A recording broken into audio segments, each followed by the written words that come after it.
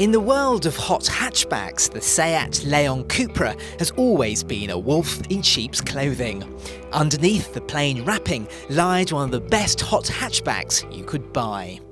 But the Seat Leon Cupra has been on sale for quite a long time, since 2014 to be precise, and just like the rest of the Leon range, it's been updated for 2017. So there's some new front and rear bumpers, the headlamps are new and so are the rear lights, there's some new LED indicators, but the real difference lies under the bonnet, because with the Leon Cupra in the past, the engine has developed as much as, well, 260, 280 or even 290 PS, but now there's just one engine.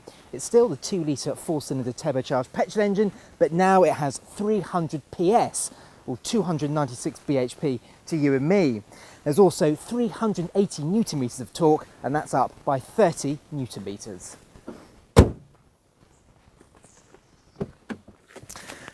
Inside though, it is pretty much identical to the old Leon Cupra. The only big change is with the screen here. Now it's an 8-inch screen, the old car had a slightly smaller one, and the old one also had handy shortcut buttons. This one does away with it. There are just 2 buttons here, they are quite useful though. The only other change though is the electronic parking brake down here. In the old Cupra you had a manual handbrake. I must admit I do prefer a manual handbrake any day. But elsewhere, it is exactly the same. So you do get lots of soft touch plastics across the top of the dash and some scratchy plastics lower down, which is a bit of a shame.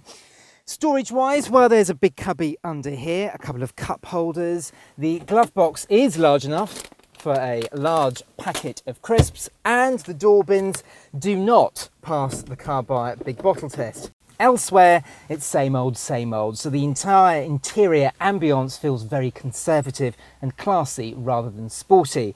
Now in this particular car we've got a few optional extras. These leather sports seats cost about £1,000 and this sunroof is £750. Now you can make the interior feel a little bit more sporty with bucket seats that cost £1,300, but even then it's still very conservative in here and very much unlike cars like the Honda Civic Type R. Conservative it may be, but the Cupra does come with a good haul of equipment. There are LED headlights, cruise control, DAB, Bluetooth, front and rear parking sensors, and an 8-inch touchscreen with sat-nav. A set of 19-inch alloys and red calipers are thrown in as well. Now if you're going to be carrying people in the back of your Leon Cupra, you're going to want this 5-door model and not the 3-door SC, because there is plenty of space back here.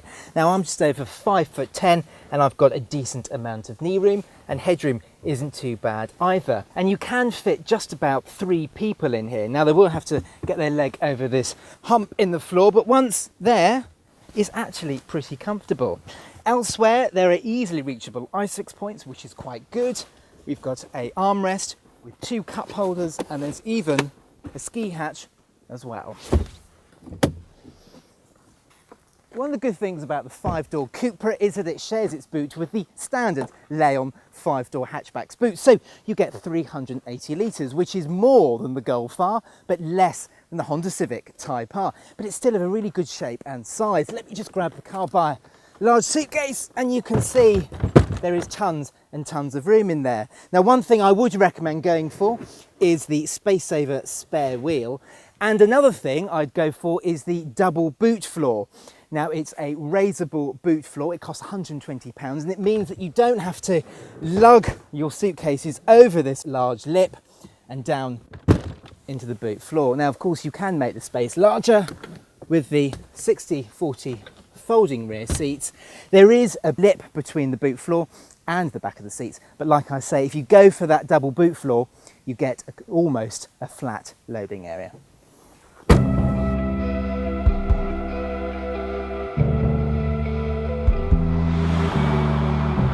Choosing your Cupra is easier than ever before. There used to be the choice of Cupra 265, 280 and 290 models, but now there's just one, the Cupra 300, and it's available as a 3-door or a 5-door hatchback or as a 4-wheel drive estate.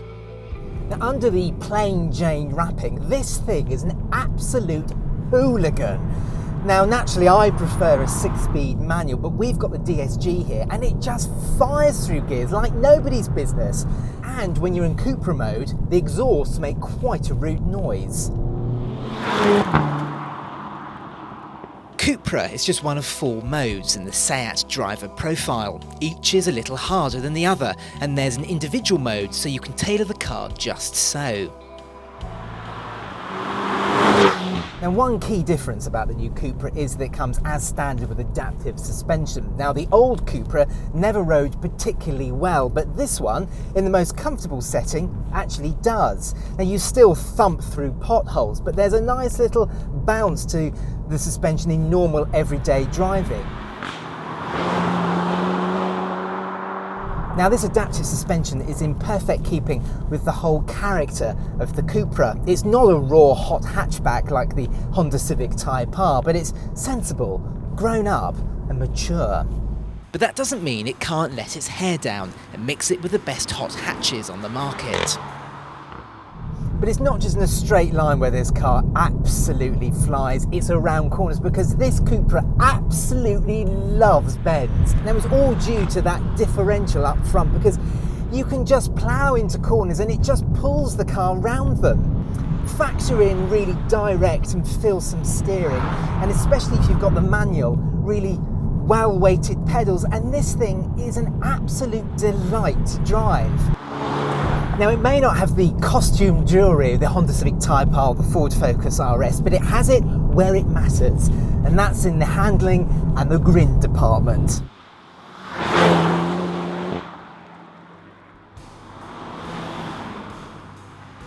Negatives? Well, I personally like the subtle and tasteful exterior styling, but I wish the interior had a little more flair. And while there is a bit more power, the Cupra isn't a cheap car. This one, with its smart blue paint, sunroof, leather seats, wireless phone charging and keyless entry and start, is £34,500.